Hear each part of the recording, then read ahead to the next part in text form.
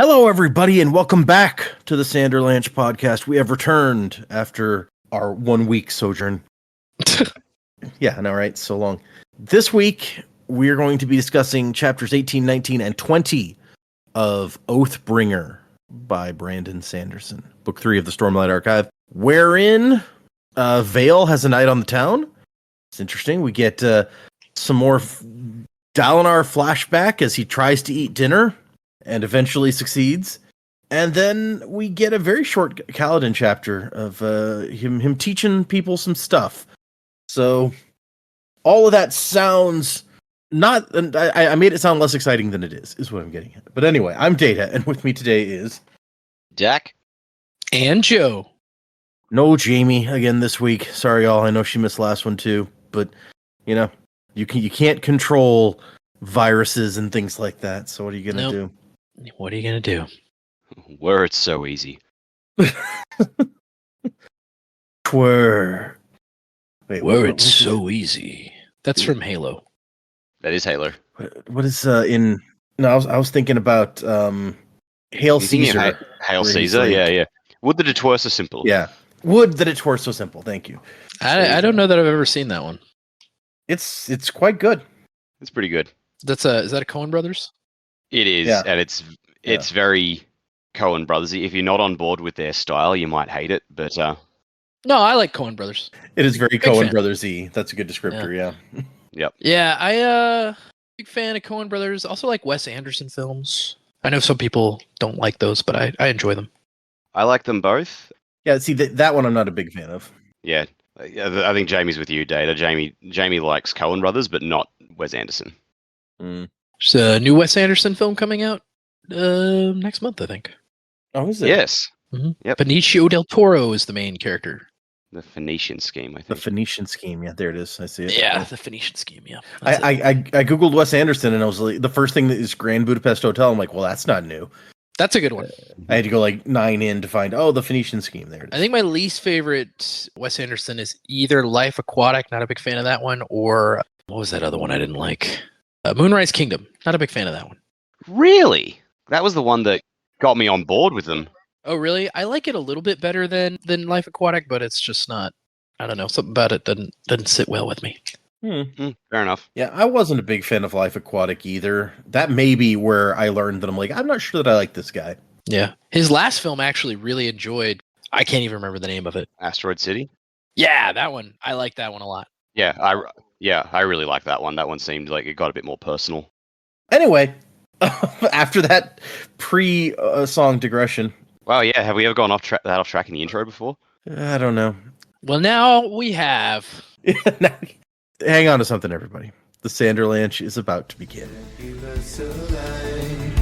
Yearnings intertwined, the golden age in ashes once again.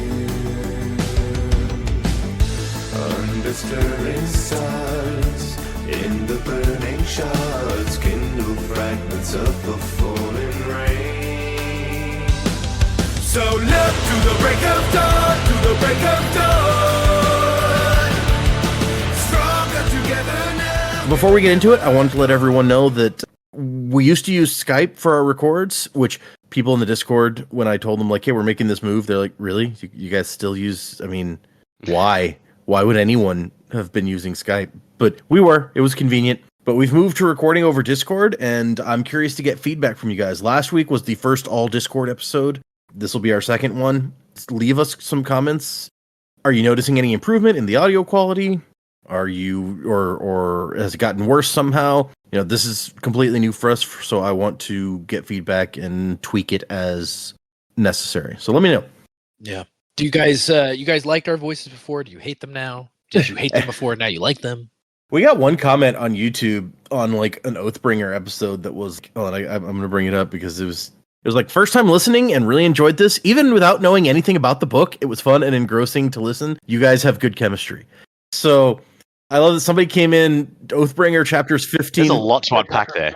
Yeah, chapters 15 to 17 of Oathbringer. Somebody that was their first one, and they're like, you know what, you guys are good.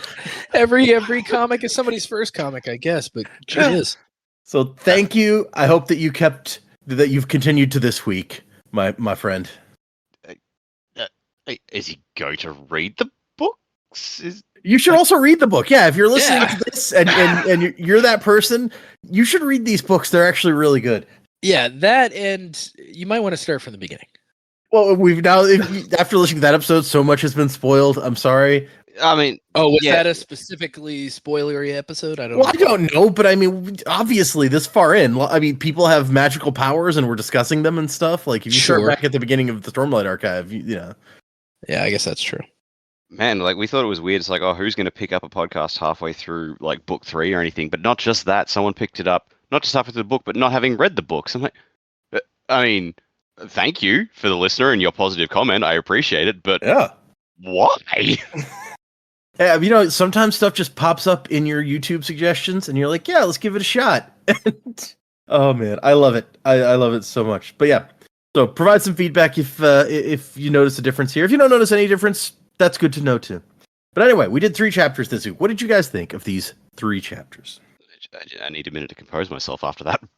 Like, oh my god. Okay, these chapters. I'm going to be honest. I've had about enough of past Dalinar. I'm done. Ooh, really? Yeah, but not for the reasons you think. Yes, he's a ruthless, bloodthirsty asshole. And the thing is, a ruthless, bloodthirsty asshole can still be like quite a compelling character. Look at Tywin Lannister, for instance. No, I'm fine with reading about one of those. I'm just sick of the fact that he's an idiot, ruthless, bloodthirsty asshole. I'm sorry, but reading guys like I'm the dumbass. I just kill people. Like, I don't listen to plans. I just where's my knife? I need my knife to cut my steak. I was like, okay, no, I'm done. Like, this is not fun to read. This is just annoying. Like, That was good. That was a good Texan impersonation there, Dak. I was like, Good yeah, job. I know that guy actually. Yeah, that guy sounds super familiar. I need my knife to cut my steak. Yeah, that sounds pretty Texan. that was your typical interaction at Walmart, was it? We don't have Walmart. Gosh, I hope somebody at Walmart isn't like, "Where's my knife?" But sure, I mean, if they're buying a knife, you know. yeah. But surely they don't want to cut their steak in Walmart. But no, who knows? I mean, it is Walmart, so who does know really? That's a good point. Yeah. And I'm not, I'm not saying I'm too snooty for Walmart. I shop at Walmart regularly, and the big box store version called Sam's. We don't have a Costco, so. No, we don't have a Costco. I went to a Walmart once while I was in the States, and I remember turning the corner and it was like, oh, here are the potato chips, and I turned the corner and there are the hand grenades. The fuck? Wow, that's a weird setup for a Walmart. I don't have hand grenades, I don't think. I feel cheated. Yeah, Yeah, I turned the corner from the chips and there was a fucking ordnance section. I'm like, what? granted, What state it was were all you in? locked. Florida. Oh, Okay, well, there you go. Gotta have their grenades for their gators, I guess. Yeah, probably. But yeah, so that's Dalinar. Like, the Shallan stuff was interesting. I didn't quite get what was going like, okay, she's threatening these people, and then she's walking away, and then she's coming back. I'm like, there's a lot going on here. But it was interesting and enjoyable to read, and yeah, I like Kaladin with the Voidbringers. And it's like, yeah, he's trying to alright, new Bridge 4. So just building up a new team, trying to win their trust. Cool. It's All right, we're already replacing Bridge 4. How sad. I can get behind like recruiting the Voidbringers. That'll be fun. New dynamic. That's but true. Yeah, Relaine can have some friends, you know. yeah. Oh man, I gotta admit, this is one of my favorite Dalinar flashbacks, just because it's just so over the top. With he's like, yeah, I'm just gonna go out in the storm, find my knife. I give no shits about anything. And yet he's still capable, because you see, like, he catches on to the assassin just in time and like swiftly takes care of business. I'll Yeah. give you that. That was pretty cool. Like, he's definitely got good instincts. But I'm just like, yeah, I'm struggling to see how this guy becomes the Dalinar that we know. I could see that. Yeah, and I think maybe that's the point of the chapter, you know, or the point of these flashbacks. It's like, how does this guy go probably from this to this? Yeah, I'm sure that is, but it's not fun to read in the moment. No, I get where you're coming from. Fair. I kind of had the, not obviously in the same way, and we got a lot of good backstory, which we're getting in this, but that's kind of how I felt about like the Kaladin chapter flashbacks. I was just kind of like, man, I get it. It's like, how did you get from here to here? But some of these are really dragging. Yeah, I agree. But yeah, I enjoyed the chapters. I would agree. Some of the Dalinar, like, it was almost like they made him too stupid and yet smart. Like, he's too much of a brute as far as like mentally, which doesn't really fit, I feel like, the character, right? But you could argue, his brother dying was an extremely traumatic experience for him. We're seeing him in these flashbacks before this is when the first time he meets his wife. Maybe that relationship changes him a whole lot.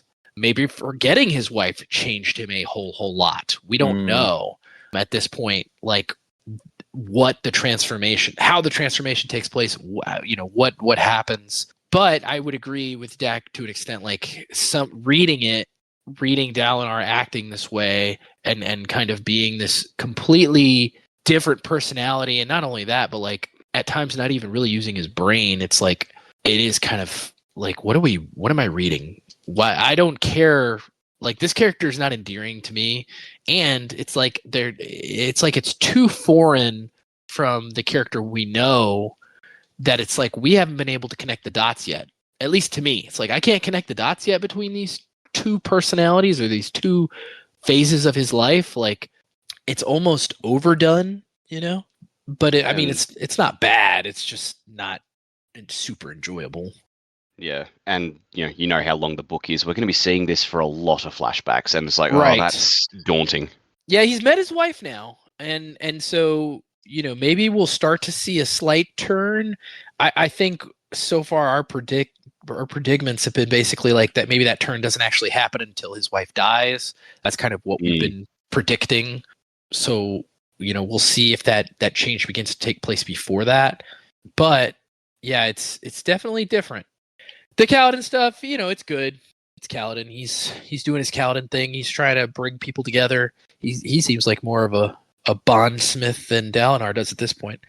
He's got some very legitimate concerns about the Parshmen. Like, if he helps them, is he just setting them up to fight his own people? Like, that's a very legitimate concern. But at the same time, I think he can't sit back and do nothing, right? These people, he's trying to get these people to trust him, but that's going to be extremely difficult. Because even if they trust Kaladin, right, they don't trust the Alethi and the other peoples of the world as a whole. And this is just one small group. So how does that work? And I think Kaladin, what we see in these chapters is Kaladin is an underdog rooter. Like, he's a guy who's always like, I want the underdog to succeed, right? And so he doesn't see these Parshmen as a threat, because they're obviously not immediately anyway. Yeah, not yet. And he wants to help them because he's like, man, I want these people to have something, to succeed, to feel good about themselves, to be better. It's a very noble kind of like mentality to have, but at the same time, it's like, is he getting? And this is the conflict he has within himself during the chapter. He talks about it internally, and with Syl, it's like, am I getting these people ready to slit our throats? Like, what am I doing here? What can I do like here?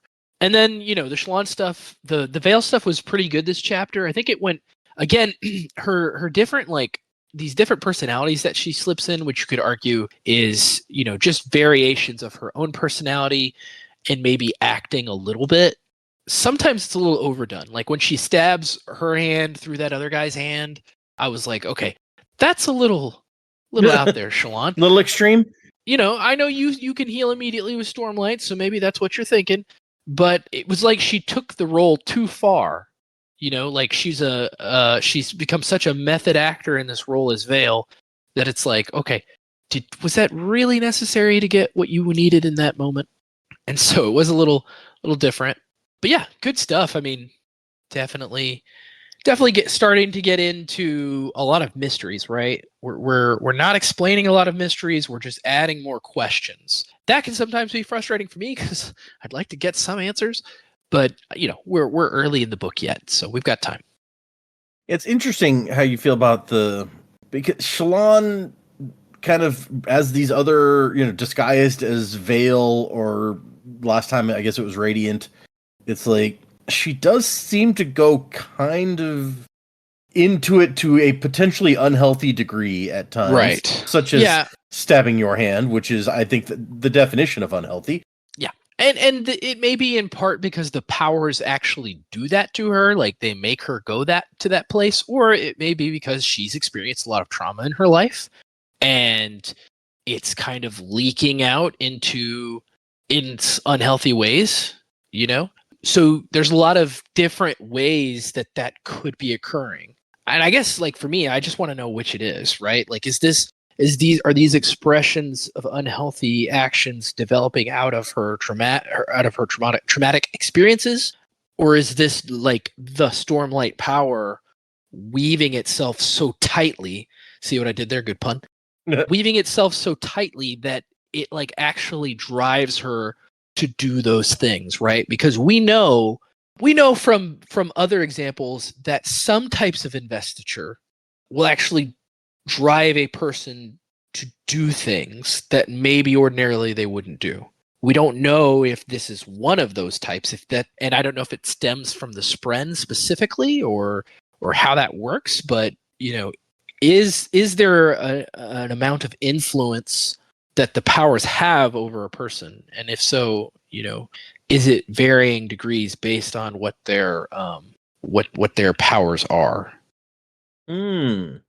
Interesting. It could be like the way you phrase that makes me think of like the various Lantern Corps. Yeah. In DC, because Sure. like some of them have a much greater effect on you than other ones.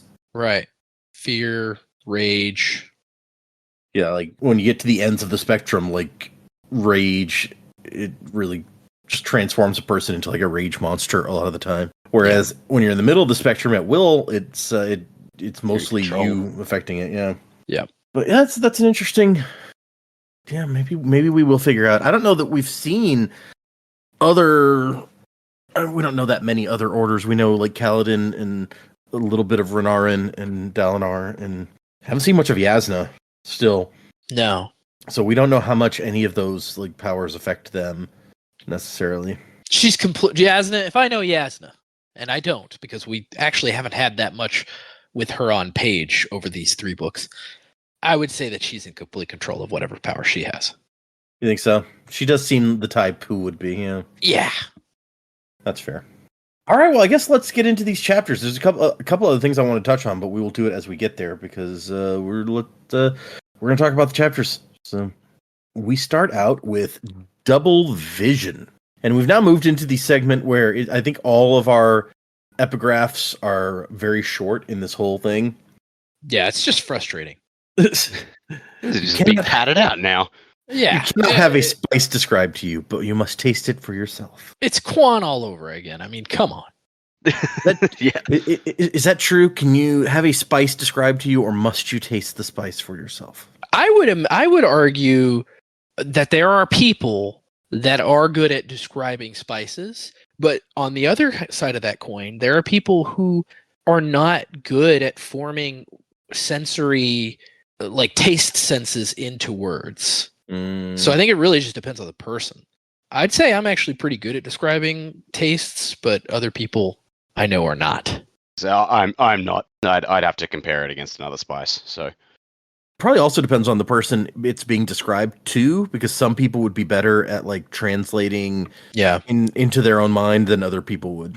Right. And also you have to take into account the possibility, which this could be a deep discussion in and of itself, so I'll try to keep it short, that, you know, we don't all experience tastes or colors or things in the same way, right? So like my green may not be your green, and you know, we've probably all heard that discussion in some form or fashion before, but tastes may kind of be the same. Like my bitter may not be the same as your bitter. Interesting. Yeah. From reactions, I feel like spicy is pretty, like a strong spice gets the same reaction from. Yeah, I think that's a different thing, because it's like a neuron thing, right? Like it blocks your chemical. Yeah. It's like the actual food has a chemical in it that tells your brain, hey, that's hot. I mean, I think that's how taste works in general. Oh, is it? Well, there you go. I don't know. Anyway, yeah, let's not go down that rabbit hole. We're with Shallan, who is becoming Vale. So previously, she'd wanted to go out as Vale. And then Adolin showed up, and they had a cute little stay-in date where they practice their sword play, and were told they weren't allowed to mate, and so on and so forth. So Yeah. now it's time. Cute. So cute. And right off the bat, she's already getting very... the way she describes it is like becoming Vale is a relief for the pain of Shallan. Shallan has suffered all this stuff, and Vale has never had any of that stuff happen to her. She's tough. She can handle it, which already feels a little unhealthy to me, but whatever. And so she's going out with a knife in her, like, sticking out of her satchel, and another like long knife strapped to her waist. So she's ready for trouble. And Pattern says, "Oh, this is a good lie. Not like that other one. Radiant, you slip it in and out of her like the sun behind clouds." I'm gonna say, like, I prefer Vale to Radiant as well. Radiant was just kind of. So I can't think of the word I was going to use. So stuck up. Maybe that's what I was thinking of for Vale. Yeah, that works. I love that the way Shallan picks up Pattern to go with her, and she puts her hand on the wall, and then Pattern can crawl onto like her arm and then into her coat or whatever. It's just a fun little detail for me. I'd always pictured Patton kind of just flinging himself around like a shuriken. Yeah, it's interesting, right? Because it doesn't give you the impression that he can like jump or anything. He has to actually physically move on from one thing onto another thing. Interesting. And as they're walking out into Urithiru, they have Pattern's like, you know what? I like that guy, that sword guy, the one that you're not allowed to mate with yet. And she's like, can we like refer to him in a different way? No mating. And she's like, but you hate his sword. And Pattern comes out with this he very philosophical, I feel like. He's like, no, hey, I figured this out about you humans. Y'all are weird. You don't care about the dead. You build chairs and doors out of corpses. You eat corpses. You make clothing from corpses. Like, you guys just love corpses. I mean, he's not wrong. Sean's like, I guess that's true, but she doesn't like kind of the insinuation. Yeah. What's the Simpsons meme? It's like, it's true, but he shouldn't say it. He's out of line, but he's got a point. Yeah. That's a great Falcon and the Winter Soldier moment. Yeah. And Pattern goes, it is grotesque, but you all must kill and destroy to live. So I should not hate Adolin Kholin for wielding a corpse.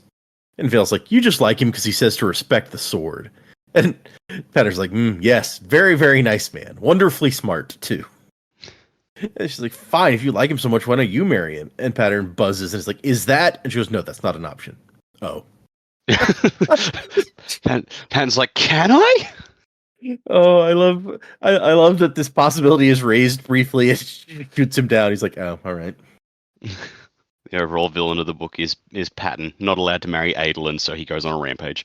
And then there's kind of a nice moment, but real weird, where she's like, hey, you remember the other night when we were talking about, you were talking about dying? And he's like, oh yeah, I mean, I might have to die. I can do that. And she's like, please don't leave me.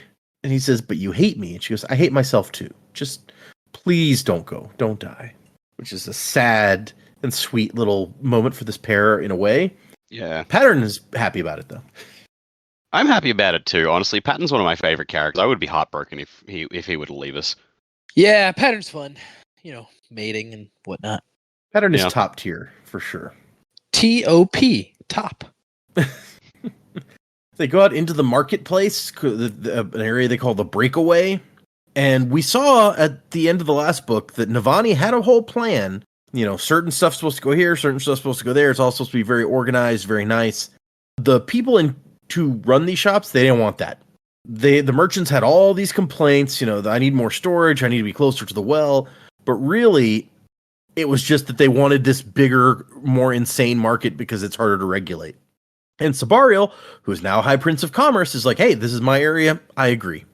So there you go. And so she's wandering through this much bigger, much more crazy market. And it points out a couple times that this is inside Urithiru, like in the halls.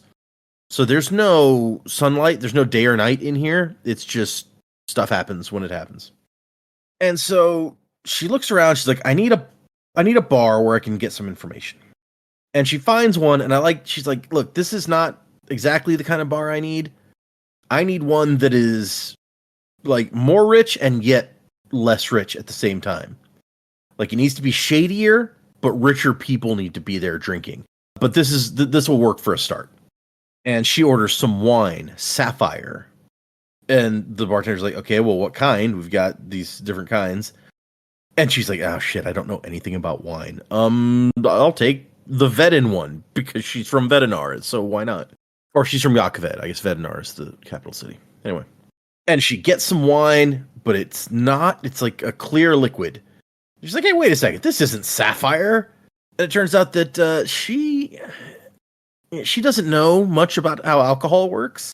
And so she's instantly called herself out as like not experienced in this area to all the people in the bar. But she kind of went into this knowing she was going to make mistakes, so she just has to roll with it.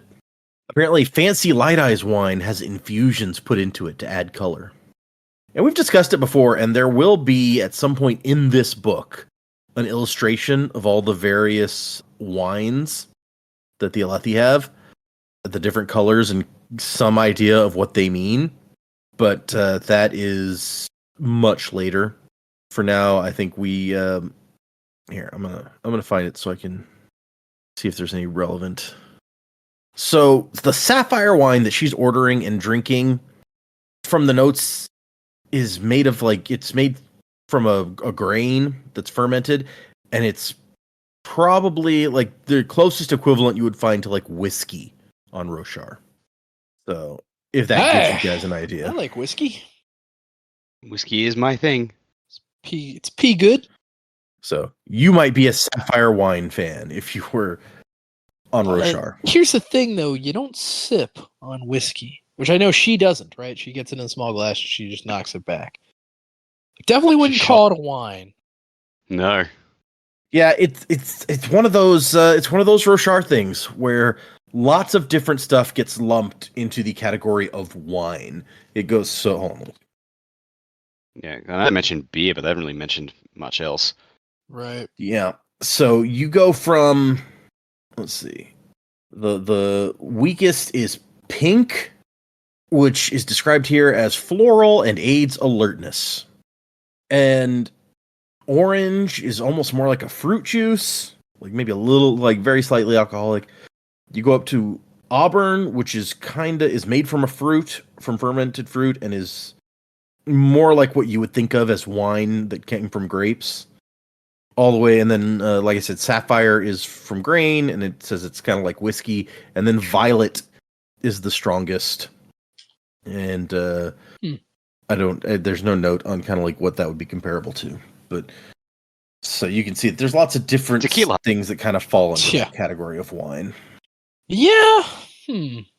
Interesting. And so the bartender's like, oh, you're some kind of like servant in a light-eyed house, and so you coming out for a night out on your own for the first time. Sure. You don't know nothing about wine. And she like knocks it back, and she's like, holy crap, this burns like it's on fire. What is wrong with this? It tastes like lye. What is wrong with these people? There's no sweetness to this at all. And the bartender's like, hey, like clearly it says trying and failing to not laugh out loud is the bouncer. And the bartender's like, hey, let me get you something to chase that with, something a little easier. And Shalon's like, no, I'm so happy to be drinking this again after so long. Another one. Who are you trying to impress? Yeah. What are you doing? Why are you doing this to yourself? And Shalon keeps paying, so the bartender brings her some more. And the bouncer, on the other hand, he's like, oh, this is hilarious. This is the best entertainment I'm getting all day. I can't blame the bouncer, really. And she drinks the other one, the second one, and she's like, you guys really drink this dreadful liquid? And you went back for more. Yeah, and then she asked for more again. Oh, boy.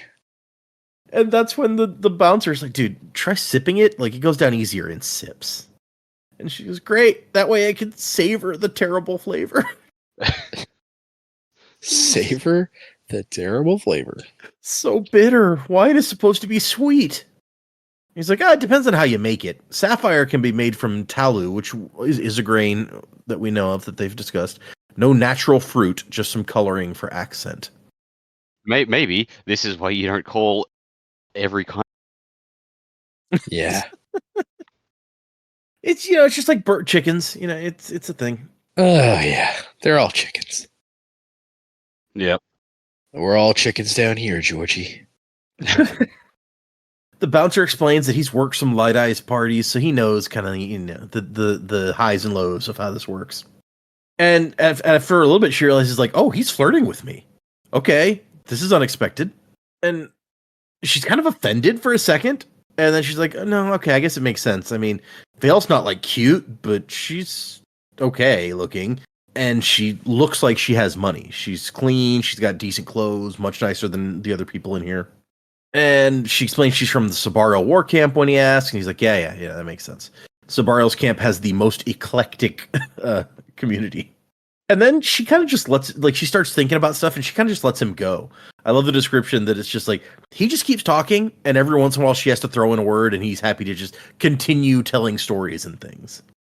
Which, could you be more obnoxious flirting with a woman? But whatever. Yeah, that's his deal. Obviously, he doesn't go home with a lot of women.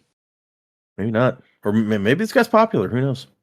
And she's starting to get real drunk after a while because she keeps drinking more.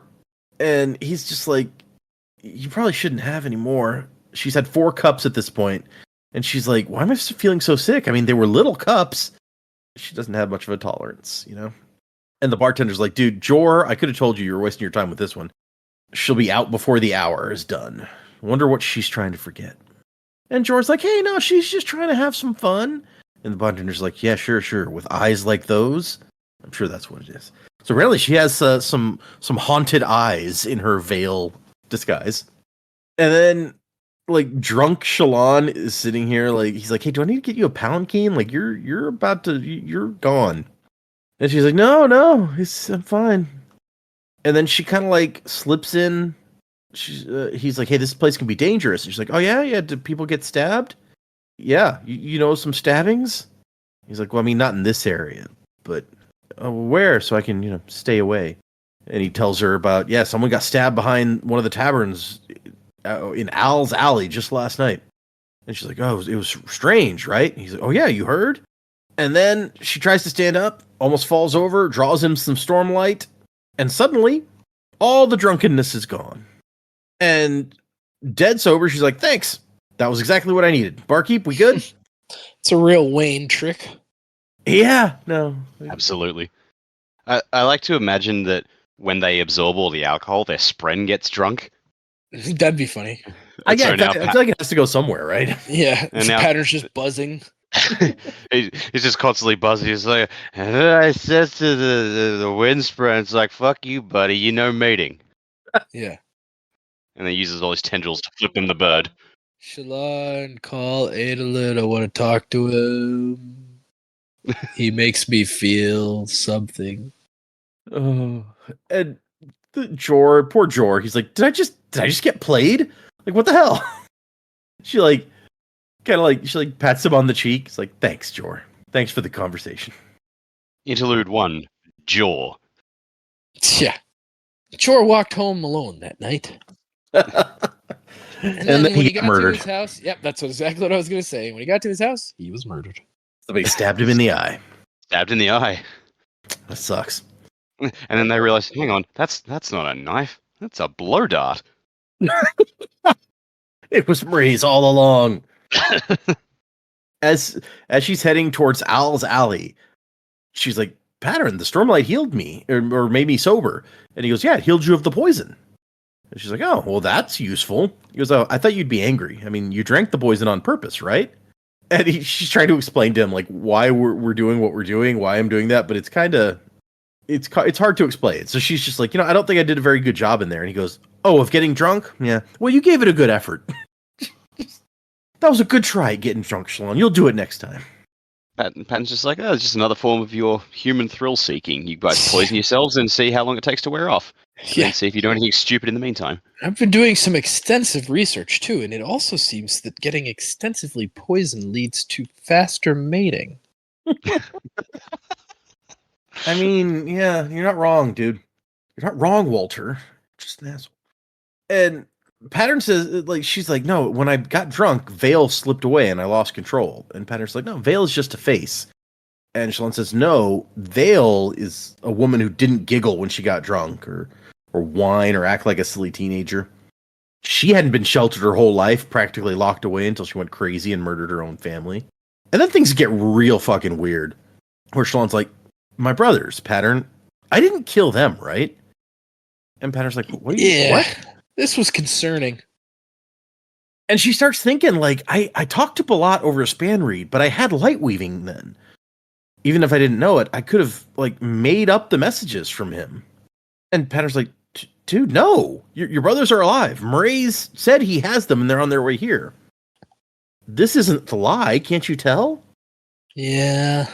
It's a little concerning there, Shalon. Yep, don't know what to make of this. Well, here's what I make of it. So, I mean, Shalon had been living a lie, basically, right? Like, her for a long, long time. And now that she realizes that part of it might have been due to powers that she had without realizing it, without thinking it, she's now second guessing like everything. It's like she's second guessing her relationship with Adolin. She's second guessing like who she is. She's second guessing her ability to cope with things. She's second guessing her ability to be herself. And along with that, I guess would come like second guessing like, yeah, well, to protect myself, to suppress these terrible things that I might have done, and up to and including killing my own brothers, if that is something I did, which I don't remember, then like I get it. I get where it's coming from, but it's still very concerning. Yeah, I see it. Yeah, there are concerns. And if there are not, there should be. But she slips into Vale again, and then she's like, oh, no, it's fine. Of course I can tell the difference. What are you talking about? And Patter's like, yeah, there's something wrong with these lies you place upon yourself, and I don't understand it. And the thing is, like, she keeps all of this stuff to herself. Other than Pattern, she has no one to talk to about this. So, and Pattern doesn't know enough to recognize when something is, like, seriously wrong. So he's just like, I don't think this is right, but I can't, be sure. So, all right. And she goes to the new place, Al's Alley, and goes into the bar, which all of these places are just made from like pieces of wood, random crates as tables and chairs and stuff. Just whatever they can find. And this is exactly the sort of place she's looking for. More rundown than the last place, but people in here, they're not wearing like worker clothes. They have like military coats and other richer outfits. And she's like, yep, this is what I was looking for. All right. And there's a line of people waiting for drinks, and she ignores all of them and walks right up and orders her the strongest thing you have. And it's like, oh yeah, Vedden Sapphire, single barrel. It's like, yeah, right. If I wanted water, I'd go to the well. You gotta have something stronger. And he pulls out a jug. Horneater White, he says, thumping it on the table. No idea what they ferment to make the stuff, but it takes paint off real nice. She's like, all right then, I'll take some of that. Because she's just going for the gold. She knows she can avoid getting drunk now if she wants. So she's like, all right, let's do this. And it's an even smaller cup. It's a teeny tiny little cup. And she downs it in one gulp, and instant nausea, accompanied by a tremor through her muscles as she tried to resist throwing up. But Vale expected this. So it's all good. And she goes, great, leave the jug. And everyone's just staring at her now, like, what the hell? And so she pays, and she keeps pouring herself more of this Horneater stuff, which tastes even worse than the last stuff she was drinking. She's basically just drinking gin at this point. Just straight gin. Horneater White just screams moonshine to me. Yeah. Or like some Everclear type stuff. Yeah. Made it in a bathtub. And after a couple of glasses of it, the bartender tries to take it away. She's like, hey, I'm not done with that. And the bartender's like, look, if you keep doing what you're doing, one of two things is going to happen. You're going to puke all over my bar, or you're going to die. You're not a horn eater. This will kill you. Which, I mean, you remember back when we were in the war camps and Rock would try to order like horn eater lager, and Ka, the waitress, was like, "No, that stuff melts our flagons. We don't serve that." So horn eaters, they're serious about their booze, is what I'm getting. Also, their internal organs must be made of something much stronger Yeah. than the average person. Yeah, it seems that way. And the bartender's like, no. I've seen your type before with that haunted look. You're going to get drunk and pick a fight. I don't care what you want to forget. Go somewhere else to do it. So everyone's like, she has these haunted eyes. She's trying to forget something. And Vale, like, cocks an eyebrow, like, getting kicked out of the most disreputable bar in the whole market. Well, I guess at least my reputation won't suffer here. And that's when she segues. She's like, look, I'm here about a murder, not to tear your bar down. No, I'm not with the guard. I heard rumors about a body. I'm looking for a man who killed my little sister. He always kills the same way. I need more information about the person who was killed here. And the bartender's like, look, I can't say anything, but those guys over there might be able to say something. And those are the guys that I pay to keep my bar out of trouble. So if someone had disturbed this establishment in a way that risked the authorities shutting down the place, as that Aladar is so fond of doing, those are the people who would have taken care of the problem. It's like, oh, okay then. And so she's going to go over and talk to those guys. But I love the little detail that, like, just before she goes, she kind of taps her cup again and, like, cocks her head, hopefully, like, come on, just one more. And the bartender's like, oh, fine. One more shot of Horn Eater White. And there are several people at this table. There's one unoccupied chair, and Shallan just sits in it. There's a light-eyed woman at the table who is wearing she's wearing a hava, like light-eyed women wear, but not a safe hand sleeve. She's wearing a glove, and the glove has the fingers cut off. So Shallan's like, oh my god, how brazen. On your fingers, like, that's dirty. This continues to baffle me about the safe hands. Yeah. That's absolutely fair. Yeah. Also, maybe I missed it. Can married women have their safe hand uncovered? I think all the married women we've seen definitely still have their safe hands covered. Okay. The woman says, that's Ur's. Is this guy's name. That's Ur's seat. When he gets back from the pisser, you best have moved on. And so Shallan's like, or Vale is like, I want to know about this person who was murdered. And there's a foppish man wearing a blue jacket. And he's like, hey, you're the one who's drinking that Horn Eater White. Old Sullick only keeps that jug as a joke. And she's like, look, what will the information cost me? And they're like, yeah, it's not for sale. And then a big old Horn Eater shows up. And it says he's nearly 7 feet tall. And he goes, this is my spot. And then lifts Vale and tosses her away. I love that there's no hesitation whatsoever. Like, hey, you're in my spot. Would you mind getting up? It's just like, this is my spot. Bye. But Vale, not to be outdone, stands up and dusts herself off and walks over. He's like, oh, you say this is your place? I don't see your name here. Puts her hand on top of his hand.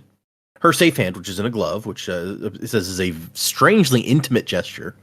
And she puts a knife. She pulls out her knife, pokes it into the back of her hand or onto the back of her hand. And the guy's like, oh, what is this? You're going to put on an act of being tough? I've seen men pretend. And that's when she jams the knife through her hand and through his hand and into the table. Which... weird flex, but okay. I mean, bizarre flex, quite frankly, yeah. Disturbs him enough that he pulls out and, like, rips the knife out of the table and sends her kind of, like, reeling a bit. And she just kind of picks her knife back up. And he's like, you're crazy.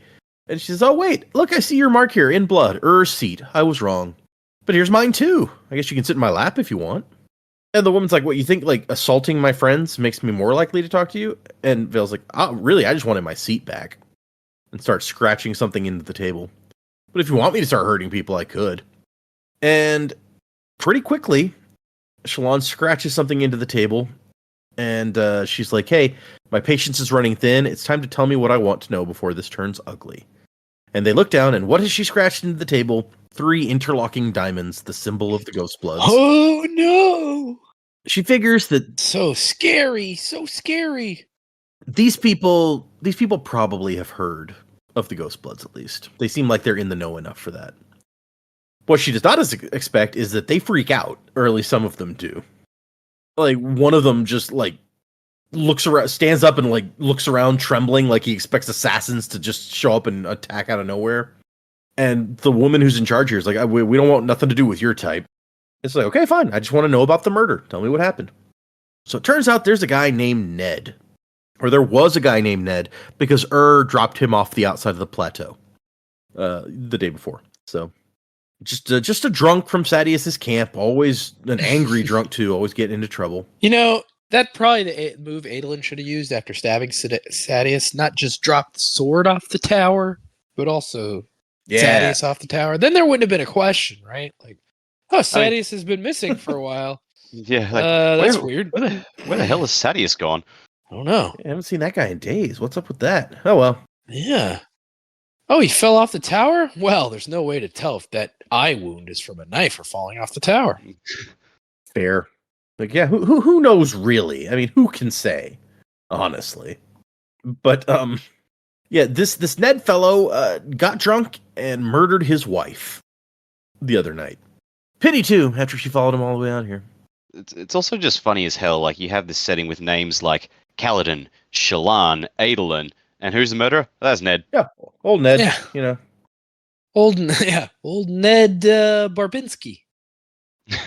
Light eyes don't get last He was an names. accountant. Oh, I'm sorry. Don't know he's I'm sorry. Dark eyes don't get last names. I guess we don't know that he's dark eyes. We don't know he's dark eyes. Fair. And she's like, okay, and this Ned murdered his wife with a knife through the eye? And like, what? No, he strangled her. And Vale's like, what? That's it? No knife wounds? And the woman, Betha is her name, she's like, is confused? And is like, no? But I heard the murder was strange. And well, no, I mean, we knew Ned would go too far at some point. Everyone did.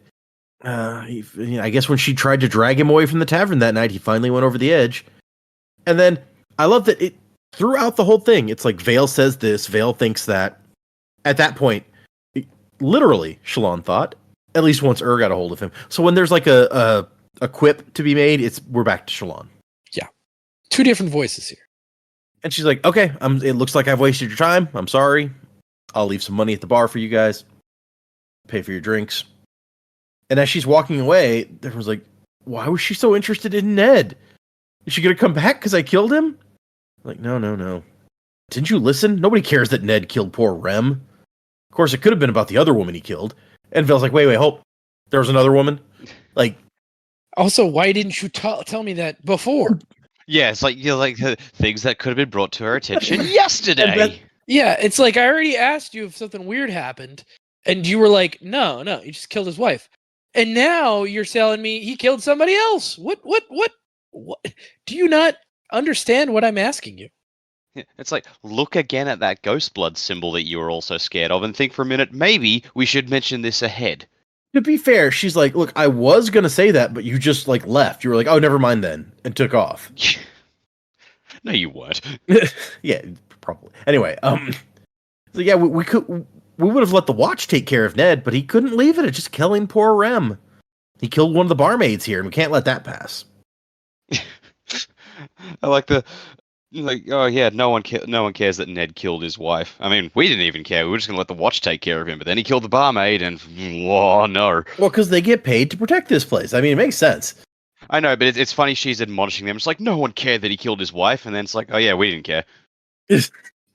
We also did not care. Yeah. Nobody cares about poor Rem, including me. Like, yeah, it was real weird. Like, he came back the next night and killed the barmaid in exactly the same way. He screamed the whole time we were taking him to throw him off the cliff that he hadn't killed the second one. Yeah. So remember when I told you that guy, if there was something weird, and you were telling me, no, he just killed his wife. This is a weird thing that I was talking about. Yeah, I mean, it is.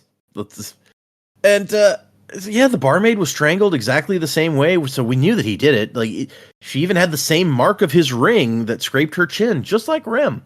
Exact same marks, uncanny.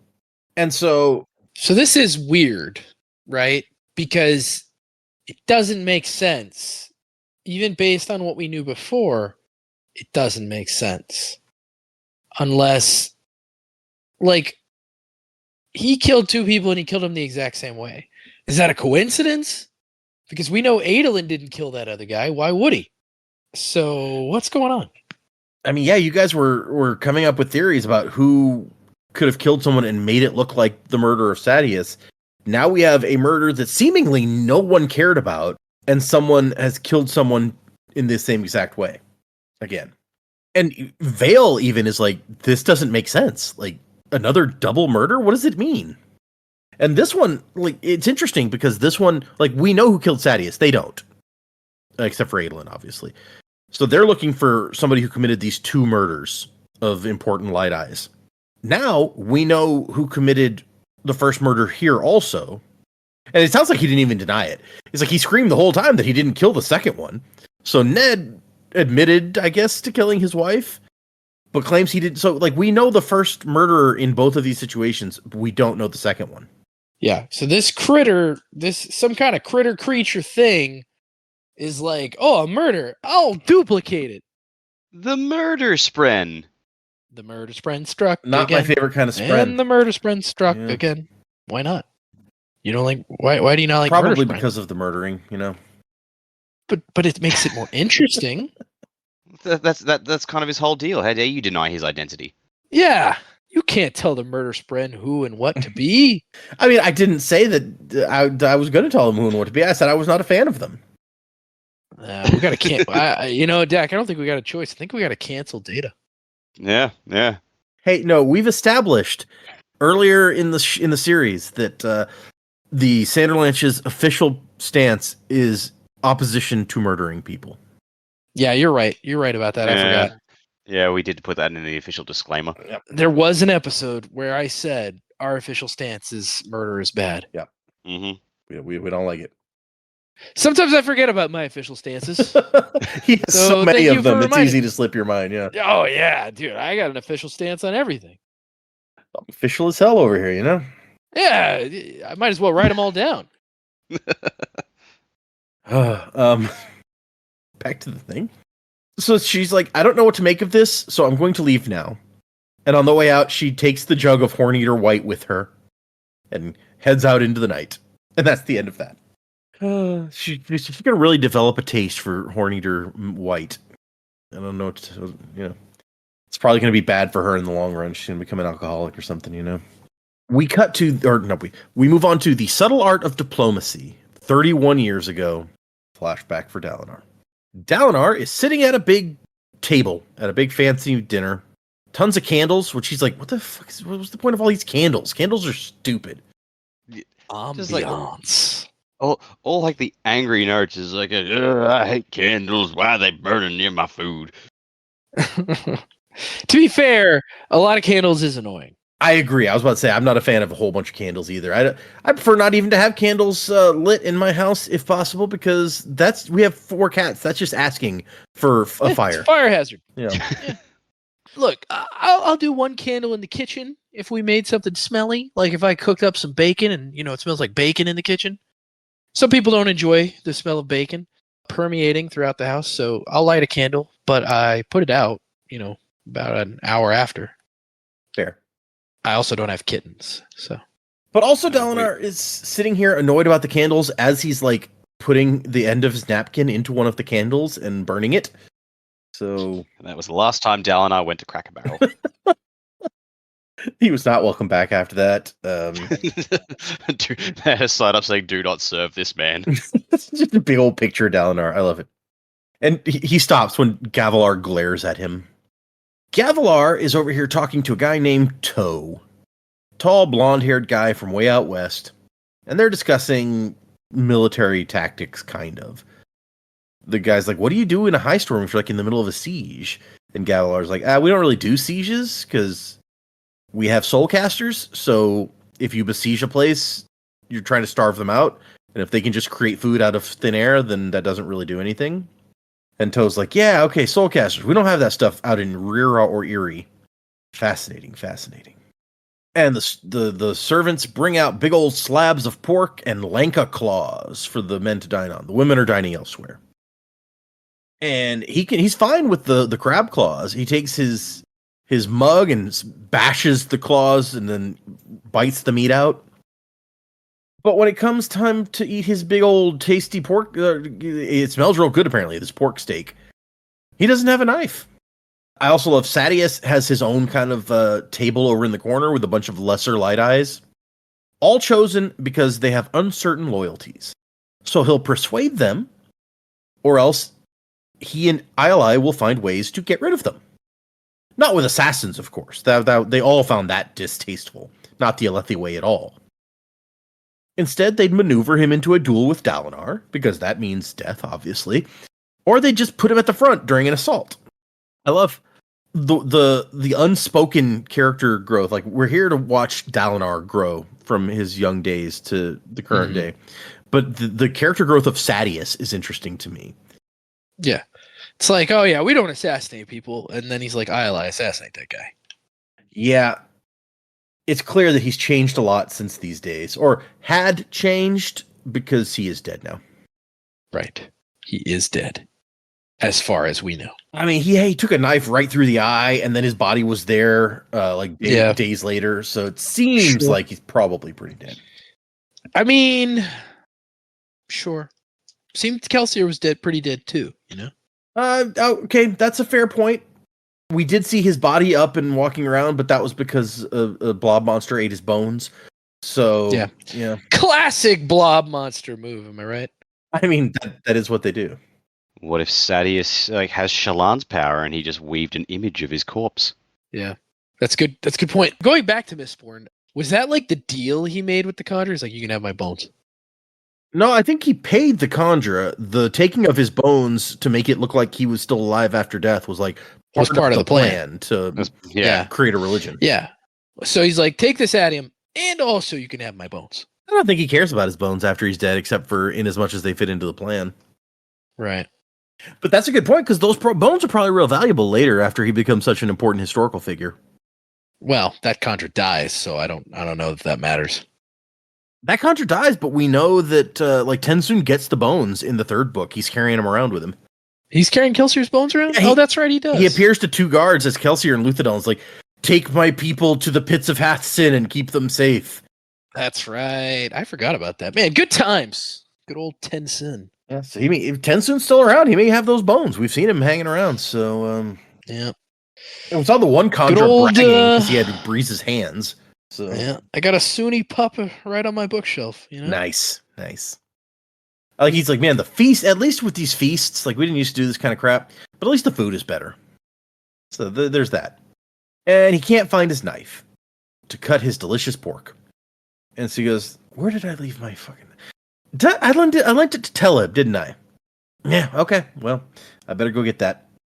And we get a little more Gavilar and Toe talking about.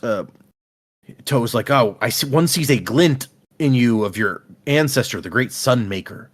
And Gavilar's like, "I'm going to be better than the Sun Maker." Oh, Gavilar. And the guy's like, "Oh, but you're descended from him, right?" Which we'd heard before, but now Gavilar's like, "I mean, yeah, all 10 of the princedoms are descended from him because their founders were his sons." So, dude had a lot of sons, I guess. Hey, man, when you're the Sun Maker, get it? Yeah, it's kind of the whole deal. Oh. Like, historically, they were just misspelling his name the whole time. Yeah, it was actually S-O-N. But apparently his empire didn't even last one generation after his death. His sons just ripped it apart. And that was the last time Alethkar was united, so that's what Gavilar is trying to fix, basically. And Dalinar tries to get someone's attention so he can get a knife, but no one's paying attention, so he's like, fine. Has his mug with him, just throws aside the bar that is on the door, protecting them from the high storm, and just strolls out there. Icy rain, horrible winds, boulders bashing into the ground near him, and he just strolls over. Finds the bunker he's looking for, knocks, nobody answers. How annoying. Pulls out his shard blade and slices the doors open. And the men in here have, got into a defensive line, and they're ready to, fight whatever is breaking into their storm bunker. And Dalinar's just standing there like, "Hey, Teleb, I lent you my belt knife, right?" Your knife? Yeah, I lost it somewhere. I lent it to you, right? I gave it back. You used it to pry that splinter out of your saddle, remember? He's like, "Damnation, you're right. What did I do with that?" He just turns and strolls back. And it's like, this is the moment. In this moment, I'm reading this chapter and I'm like, what is wrong with him? This guy's an idiot. Like, is he just is he just too drunk? Like he's just like, I let you that knife, didn't I? And Tullib's like, yeah, but I gave it back. He's like, oh, damn it. What did I do with it? It's just like, what is wrong with you? I love it because like- it's just like he doesn't give a shit about the high storm, any of the dangers that normal people are scared of. He's just concerned about his knife. Yeah, sure. It's like, did he visit the Night Watcher and ask to forget the knife too? Yeah. Hey, Night Watcher, can you make me not an idiot and also to forget my wife? Can you find my knife for me, Night Watcher? I've looked everywhere. It's like Oh. it's and the Night Watcher's like, it's in your pocket. Oh, thanks. No, it's like he went to the Night Watcher once because he was like, maybe he knew they were going to force him to get married, so he asked the Night Watcher to forget about the wife. Night Watcher misheard him and thought he said knife. Oh, there you And go. then he came back years and years later, and it's like, hey, you need to fix this. You made me forget the wrong thing. I said knife or wife, not knife. And the Night Watcher's like, I'm sorry, man, I was drunk too. That makes so much sense. I drank too much Yeah. Sapphire. But no, my actual favorite part is on his stroll back, a giant boulder slams into the ground near him, and he doesn't care. He looks over, and there is something luminous in the distance, a gargantuan figure that moved on spindly, glowing legs. We've heard about weird stuff in the Yeah. storms before, but this is very specific. Yeah, that's it's freaking weird. Didn't we when Kaladin and Shallan were in the chasm in the high storm, didn't they see weird figures moving up above as well? I think so.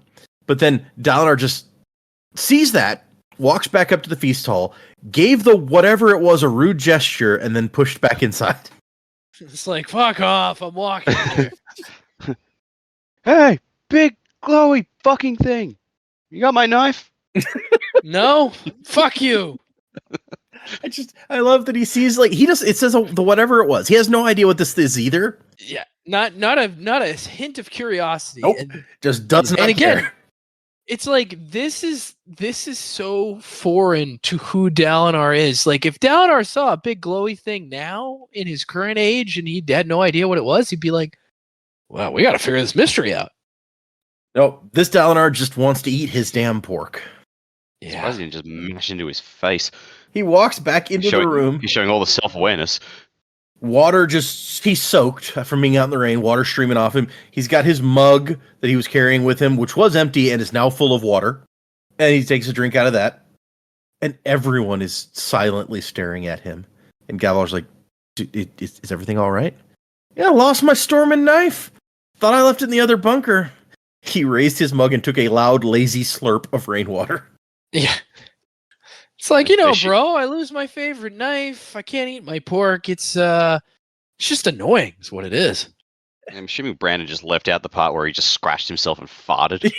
You don't have to describe every detail. It's fine. Right. We pictured that already. Yeah, Yeah, we it's like- we read through the lines, you know, in Yeah. between the lines. We got the subtext. Yep. It doesn't say that happened, so we're forced to assume that it did. Yeah. And Toe is over here like, I gotta go. And takes off. This is freaking me out a little bit. I gotta get out of here. And Galar's like, you may have just proven in one moment a point I've spent half an hour trying to make politically. He wonders if we're strong enough to protect him. I was like, oh, is that what you guys were talking about? Yeah, obliquely, yeah. He's like, I thought you guys were talking about knives.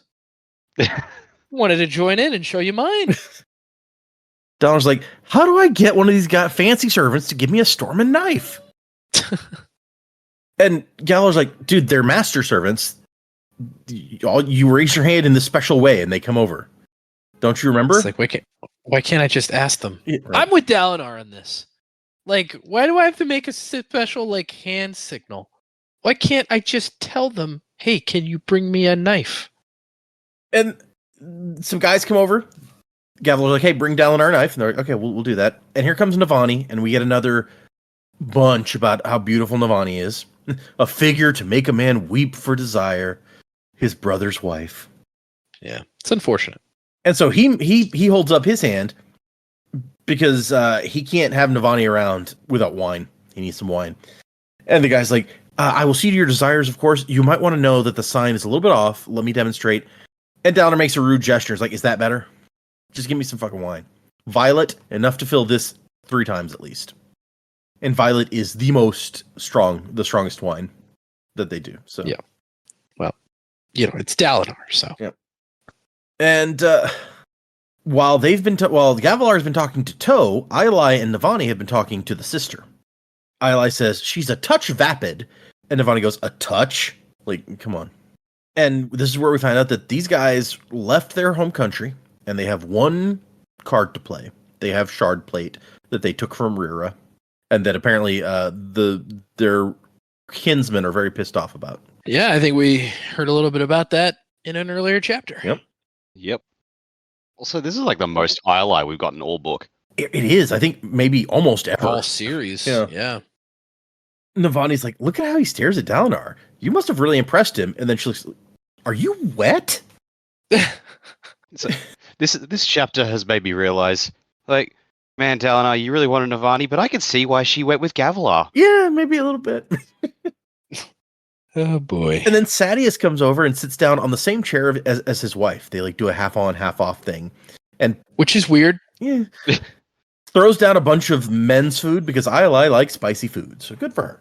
You know what? Like, as much as we hate on Sadeas, and as much as he deserves to be hated on, he does genuinely love his wife. It seems that way, right? Yeah. Sure. Yeah. They were a match made in hell. Macbeth and Lady Macbeth, but Yeah. it's still weird. Oh, it is, but like, at least there's Sadeas has some positive qualities, which makes him. I think I talked about that before. It's like there are times when it's like you're not completely shit. You're almost there, but you're not completely shit. Positive qualities such as slaying tables while his wife, slays a bunch of men's food. Yeah, where's the Sadeas origin novella or where a table killed his family? That's what we need. Yeah, probably happened exactly like that. Yeah. Tables, Yep. Yeah, or we need the Brandon. We need the Brandon origin story where he got bit by a horse. Yep. Yep. And Sadeas is like, hey, what are we talking about, y'all? And Iali says, we're talking about getting Dalinar married. And Dalinar's like, wait, what? Like, I have not been paying any attention to what's going on right here. Jesus Christ, how oblivious is he? Don't answer that. And as Dalinar continues to drink wine, Sadeas is like, you could try water sometime, And he goes, I had some rainwater earlier. Everyone looked at me funny. And so Gavilar thinks this is what we need. Like, not just the shard, but like if people from outside the kingdom start coming to me as the representative of Alethkar, then we could unite the country just through legitimacy. And then a servant brings him a knife, and Dalinar's like, what am I supposed to do with this little thing? I can't cut a pork steak with this. Which leads to my favorite section. Iali being like, attack it! Pretend it's some thick-necked man who's insulted your biceps. If someone insulted my biceps, I wouldn't attack him. I'd refer him to a physician, because obviously something is wrong with his eyes. What is he talking about? What is Dalinar talking about? He's got some big biceps, okay? Yeah, but why? I just don't get it. I'm just like, what? He's like one of those. Now you're bragging about your arms? He's like one of those late teens, early 20s something, like gym bros who's like, yeah, look at my gains, bro. I guess. I don't know. Yeah, I got 2 tickets to the gun show. Yeah. I'm Dalinar. Check out my sweet biceps. And they have a discussion about the Sunmaker. Why did he fail? And Gavilar seems to think it's because he didn't stop. He's like, has any conqueror ever just like finished conquering some stuff and been like, you know what, this is good. This is what I wanted. I'm good. Yeah. Alexander the Great all over. Yeah. Again. And Dalinar's like, I just want to eat my steak. And he holds up his knife and it's now bent in the middle. And Navani's like, my steak. Navani's like, how did you even do that? And he's like, I don't know. I like how he's like, I don't know. It's like, I applied too much force to it, obviously. And I used my giant bicep. Like, I think the thing that really bothers me about this whole chapter is like, there is important things going on. Yep. And Dalinar is in his own world. He is. He is doing his thing. And it does not matter what everybody else is doing. Which, by the way, they're basically picking his wife for him. Yep. And he's just like, I got steak to eat. I don't care. Yeah, Like his history is being made at the table, and he's just like, my knife. Yeah, it's like this isn't even a battle of which he's a participant in. This is actually all about him. Yeah. And he's just like, look at my arms and this tiny potato peeler they gave me to cut my food. It just doesn't. It's not. It's hey, you think this computes over here? And then Gavilar is like gets this look, like he's deep in thought. Why are we at war, brother? And I was like, what? Again? Do you not remember how this started? And he's like, no, remind me. Okay. Well, see, we looked at this place here, this kingdom, and we realized, hey, all these people have stuff. And we figured, maybe we should have that stuff. So we took it. Jesus Christ, was he dropped on his head? And Gavilar's like, did you never think of like what it meant? Like a kingdom? Something bigger than yourself? And he's, no, that's stupid. When people fight, it's about stuff. I wanted the stuff. It's basic economy and shit, you know? It's like they have it. I want it. Imperialism, you know? And Gavilar's like, okay, maybe. But there's something I want you to listen to. The codes of war from the old days. And then we see the first sight of Evie, Toe's sister. 18 or 19. Tall, but kind of like, he says, she has a sense of flimsiness about her. Real slender. But that yellow hair really makes her stand out. Like, she's blonde, and that's all the Alethi are dark black hair, so this is different. It is different. And apparently she's not used to the safe hand thing. Like, she's wearing a sleeveless dress with like a pouch tied around her hand, and she keeps trying to use it for stuff. Oh, boy, this safe hand thing. And Ioli tries to sell it to him, like, oh, they're always going around half-clothed out in the West, you know? They're not as inhibited as these prim Alethi women. I bet she's quite exotic in the bedroom. And Donner's like, yeah, whatever. And then he sees a knife in the hand, hidden behind the back of the server clearing Gavilar's plate. It's an assassin here to kill Gavilar. Dalinar swings into action, no hesitation. Breaks a leg off of Gavilar's chair with a kick to send Gavilar to the ground, just as the assassin is swinging for him. Leaps up, grabs the assassin by the neck, slams him to the floor, takes that knife that he was just using and stabs him in the chest with it. All this before Gavilar can even get back to his feet and summon his shard blade. Then he pulls the knife out of the guy's chest and goes, this is a good knife. Rinses it off in his wine, and then starts to eat his pork with it and says, good pork. I don't care how strong that wine was. Like, you just took that out of a guy. Yeah, I definitely wouldn't be doing what he's doing, but it's, you know, it's brute Dalinar. Which, you know, I will say this is a cool moment. It's interesting. And we now, like, realize why Dalinar was like, if only I hadn't been too drunk, because he, like, beat the shit out of that assassin without, like, a single thought. So he definitely would have believed that he could have stopped the assassin in white the first time if he hadn't been too drunk. He couldn't have because of, you know, the powers, but we get it. Yeah, I hadn't thought of that, but now that you've said that, that makes total sense. Yeah. Yeah, you get the impression this may even be, like, this relationship where he's protecting his brother without even a thought may be, like, a regular thing for them. Yeah, especially now that Gavilar's grown and has so many enemies now. And there's also the note where he's like, I'm not going to drink the wine that I'd washed his blood off in. I'm not a barbarian. Why is everyone staring at me weird?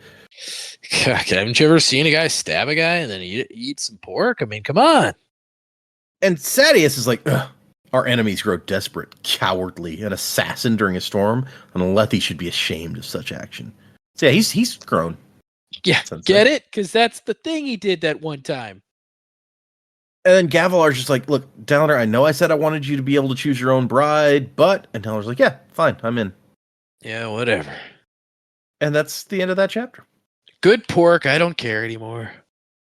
Well, I guess there's the moment where he acknowledges, he's like, I'm not going to have Navani, so whatever, I'll just take what I got. Yep. Which, you know, you get it. Yeah. And our last chapter, Cords to Bind. However, with a dangerous spice, you can be warned to taste lightly. I would that your lesson may not be as painful as my own. All right. Kaladin is showing the Parshman how to do stuff. Like, he's wrapping up a cut that one of them got using his knife to cut some wood. And he explains to her about, like, boiling bandages first and washing out for rot spren. Then he goes over and helps another guy. Saw is over here creating an axe out of like a rock and a piece of wood. And he's like, no, you got to get the leather wet and really get it tight on there before it dries, or the rock will come off mid-swing. And the parchment like does what he says, but seems annoyed by this. And Cal's like, look, if there's something wrong with my advice, and the guy's like, no, there's nothing wrong. But where'd you learn to give orders like light eyes? And I hate having to be taught things I should already know. I hate needing your help. We ran away from you damn humans, and the first thing you know, we're back to following human orders again. This is ridiculous. And the yellow spren isn't any better. He tells us we're free in one breath, and then the next breath berates us for not obeying him quickly enough. Or she. It still says she in mine. But I need to know more about this yellow spren. 100%. Yeah. This yellow spren seems like a major dick. And Kaladin's like, I kind of know what you mean. Like, I've been free for the first time in these last few months since I was a kid, basically. And what did I do? I stayed in the same place serving another Alethi High Lord. Like, I changed almost nothing. And then he's like, are you worried? Giving us, like, helping us make cakes is one thing, but you're giving us weapons here. And he's like, it's not a weapon, that's a tool. He's like, yeah, but using the same method, I'm going to make a spear. And Kaladin wants to, like, we don't need to fight. We don't have to hate each other. Our people don't have to fight. And Saw is like, why not? Like they have this discussion for a while, and he's just like, look, let me ask you something. Considering everything that was done to me, why would I not want to fight you the Alethi? And Kaladin's like, I got nothing for that. Man, this whole protecting those who deserve it, even if I don't like him thing, is really going to cause me some problems in a minute. Yeah, it's rough. It's a rough one. And Kaladin's like, look, I know good people among like the High Alethi. We can talk to them. We'll show them that you're just regular people, and they'll listen. They'll agree to give you your freedom, which is not how you should phrase that, because as far as this guy's concerned, he is free. Nobody needs to give him his freedom. That was not the way that I would have phrased that. No. But Kaladin, he's young. He's not extremely intelligent. Mm. And Saw makes another good point where he's like, what, we should be free now because we act like you, we talk like you, before we deserve to be slaves because we were different? Like, is that what you're trying to say here? This is why I'm angry, okay? And the fact that I need you to show me all this stuff just reinforces the belief, maybe within my own self, that you guys are better than us and you guys should be the ones who get to decide about our freedom. So I'm like, yeah, I understand why this guy's pissed off. And then Syl shows up and says that she can sense a high storm coming. He's like, wait, what, really? Yeah, it's like a day or 3 away. I guess I always could have done this. I just never needed to before. You guys always had the lists. And on the other side, Kaladin's like, I can't do this, Syl. I can't spend time with these people. The more I see their side, the harder it gets to, fight a war against the Voidbringers when I now know that they're just normal dudes. The Voidspren are going to drive these Parchment into an army, and, rightly so, after what we did to them, and we'll have to fight them. The only way I can fight the Voidbringers is to pretend that there's a difference between the ones I have to protect, between the ones I have to protect and the ones I have to kill. Okay. Sorry, I just need to finish that sentence. What's up, baby? That means been both for the guy. But mommy said we have to prepare the party. Well, you should do that. Yeah. You can tell me good chat that. I'd have you. Good.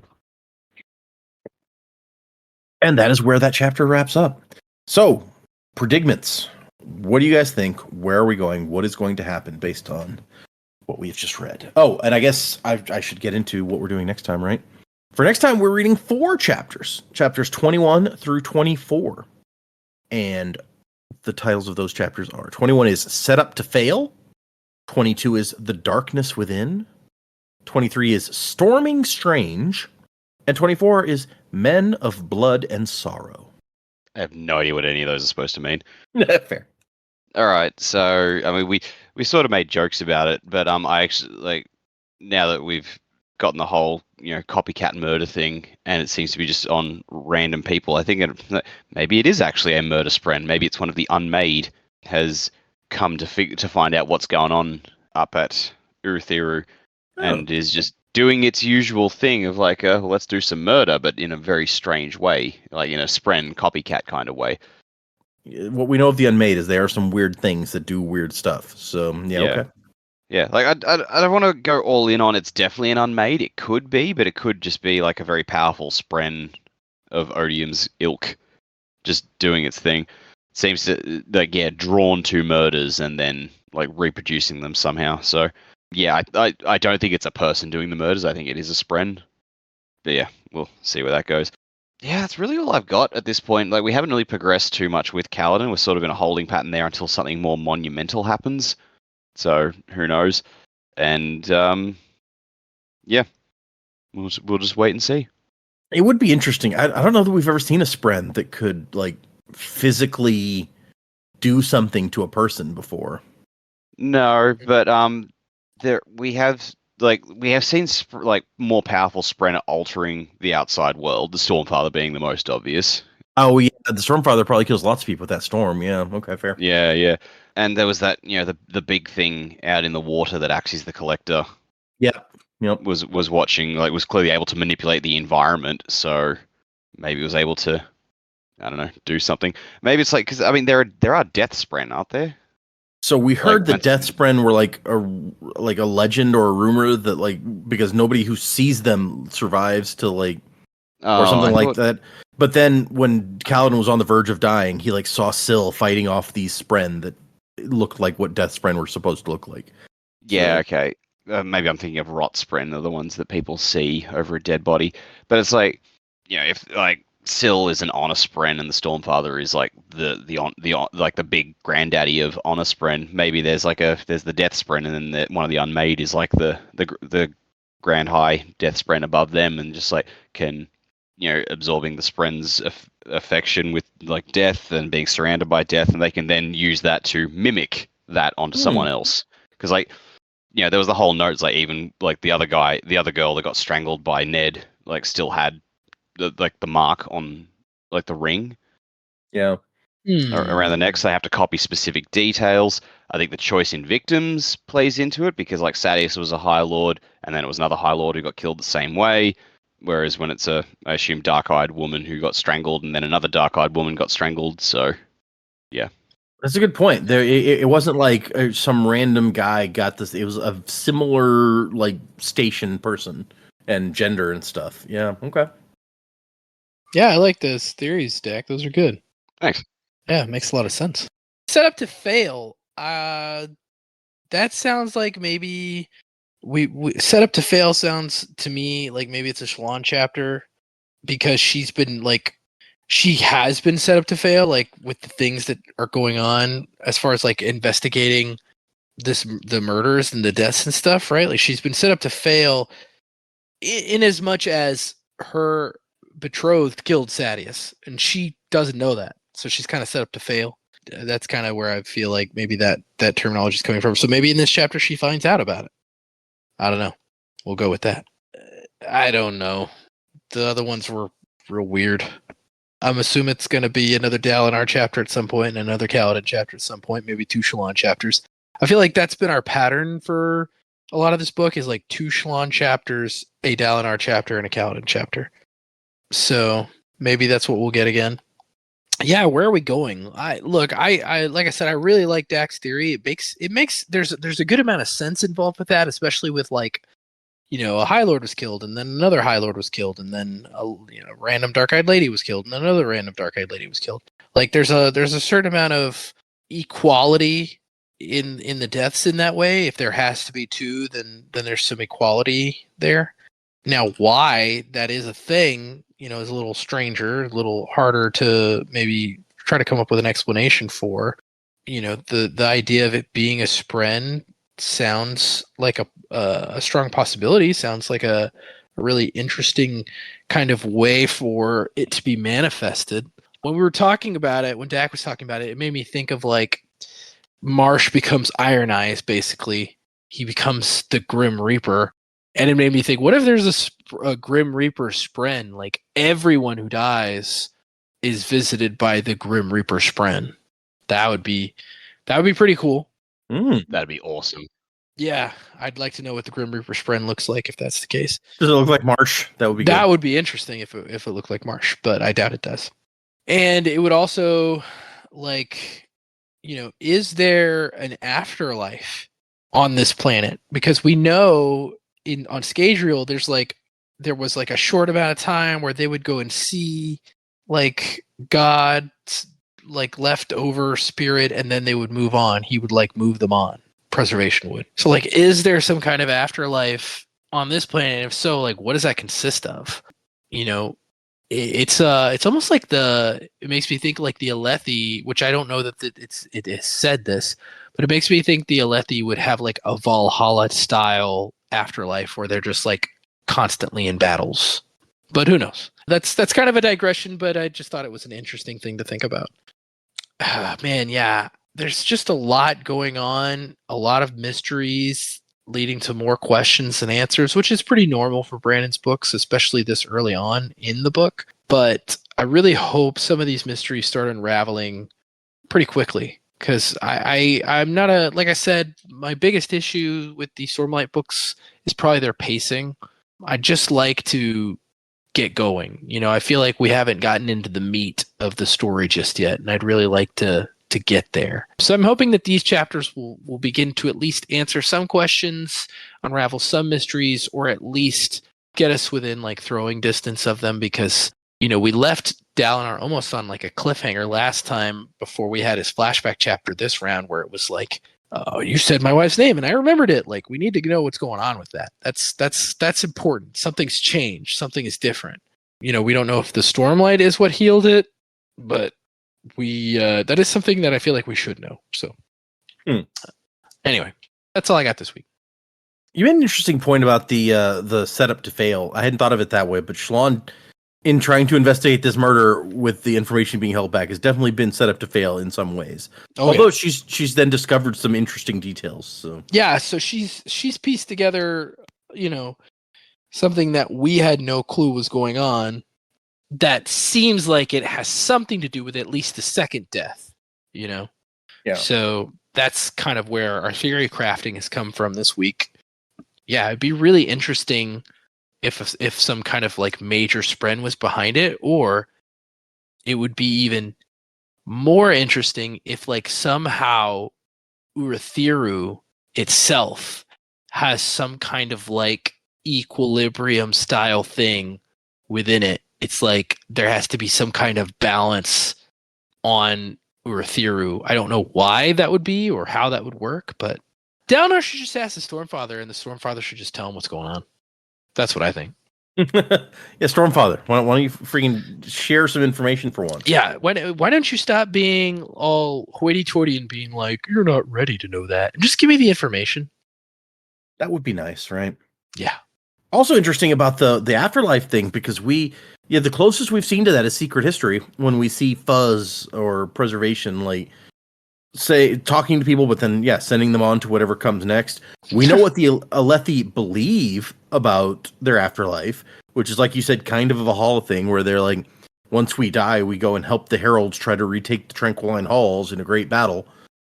But I like whether that's anything like reality, who knows? I like how you called him Fuzz instead of Laras or Laras or whatever his name is. I think Fuzz is what we call him for most of that books or that short story. So I think that's what it's just in my head that way. But yeah, Laras, Preservation, Fuzz. Wait, he's got a lot of names, that fella. Yeah, Laras the Fuzz Preservation. Not around anymore. Shame. No, He gone. seemed like a decent sort. I guess. But yeah, so who knows if we'll ever know more about the afterlife here on Roshar? If Honor's not around anymore, is like Odium greeting people as they die? Like, give them a good kick. Like, screw you. Oh, you thought life sucked? Well, welcome to my world. Buckle up, Buttercup. What's interesting to me also is like the cognitive realm is where the Spren live on Roshar, right? But like, how interconnected by I forget the term in the Sanderson universe, not parallel, but what is it? Perpendicularities? The portals? Yeah, the perpendicularities. How interconnected is the cognitive realm by perpendicularities? Like, are there Spren in the cognitive realm on Scadrial? Because we know that I forget their name now too. We know the people from Elantrians. We know they ended up in the cognitive realm on Scadrial. Yep. Yeah.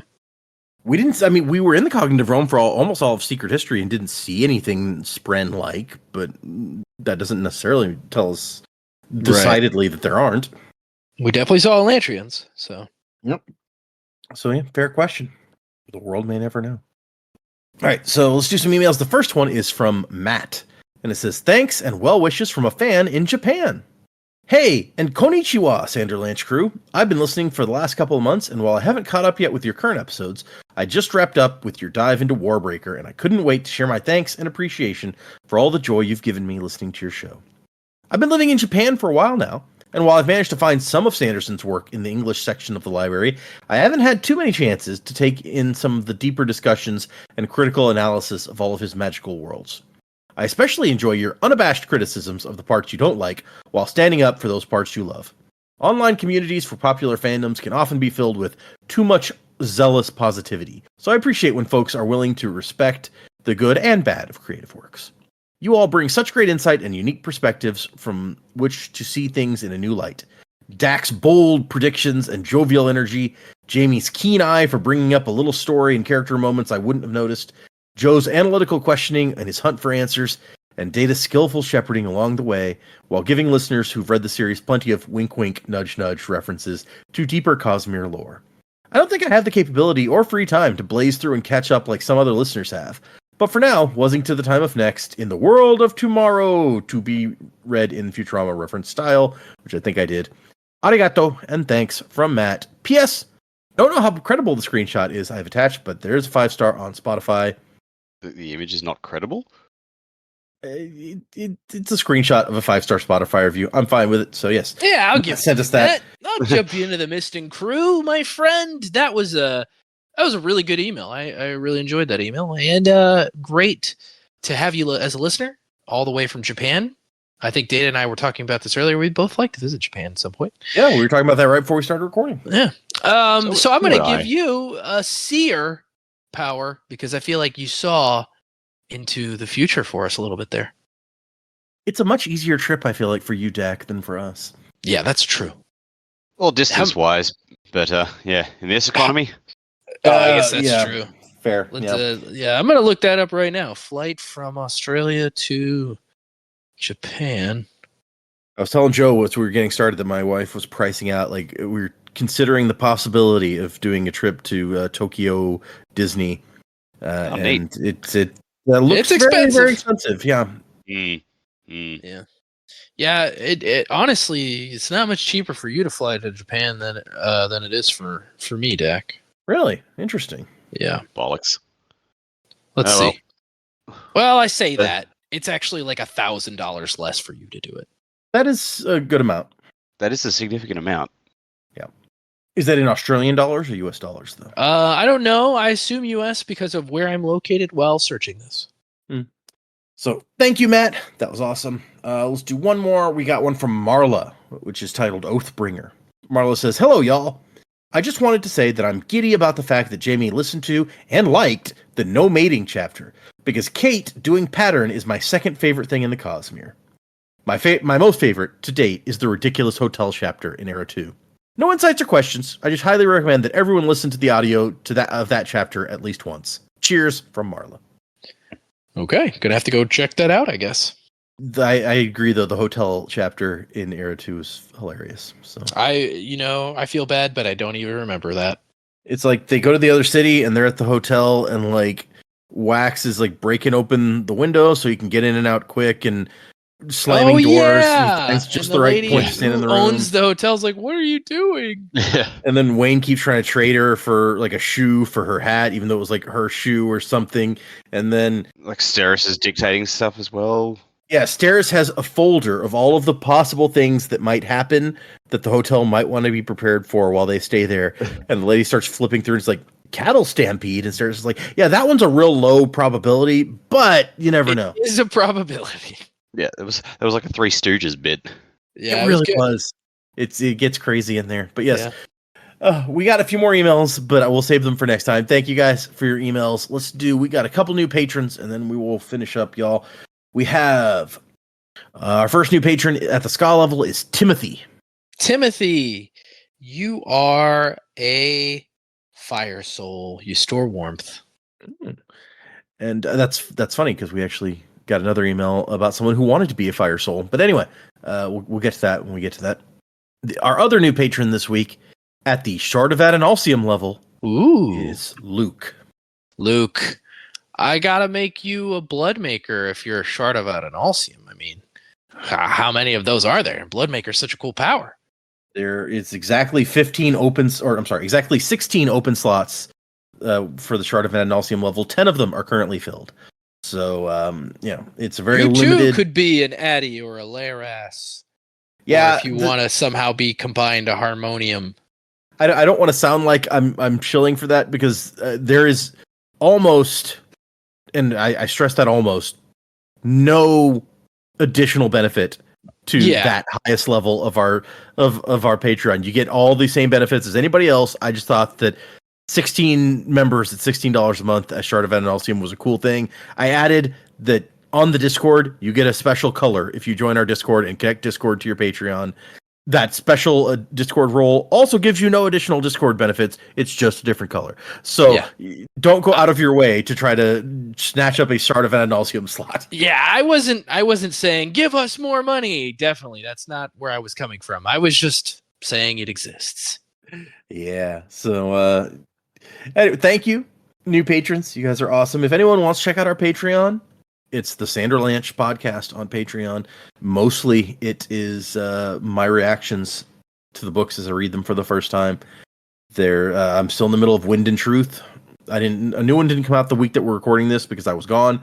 But the last one that came out was chapters 84 through 86 of Wind and Truth. So gradually progressing there. Check that out if you want to hear my first time reactions to things, as well as a couple other little things that we've got out there. Mostly it's me. If you'd like to send us an email like those folks did, the address is thesanderlanche@gmail.com. Find us on Instagram and Blue Sky, and I already said Patreon, all those kind of places on the interwebs. If you want to keep track of what we're doing and don't want to just listen to somebody, shout out to the person who replied to my most recent Reddit post about the podcast with I'm 118 episodes in. I want to send you guys an email. What's your email address? This is the segment of the show where I say the email address every week. I wonder if they skip when we stop talking about the books. I kind of suspect that is what happens in those cases, that someone's just like, oh, they're not talking about the book anymore. They're reading emails or whatever. I don't need to listen to that. But it's always funny to me. I'm like, well, here's the email address. We're not keeping it a secret, man. Here you go. But yes, we appreciate everyone who's emailing in with fun little conversation bits. We appreciate, thank you to our patrons. Thank you to people on the Discord. You can join our Discord from a link on our website if you want, which is www.thesanderlanche.com. Thank you to everyone who's just showing up every week and listening to these episodes. You guys are awesome. We appreciate you. Remember, 4 episodes for next time. No, that's not right. 4 chapters for next time, 21 through 24. I was about to say, I don't recall recording 4 episodes in advance. If you're reading along with us, read those 4 chapters for the next discussion. Music by Miracle of Sound, and Wasing to the Time of Next. Colo, P.S. Fasher. Crab at thee! Coronas wide, supernovas die, fractured in the fateful fall of man. Feel the heart raging of a strength unseen. Unity will bring the upper hand. So look to the break of dawn.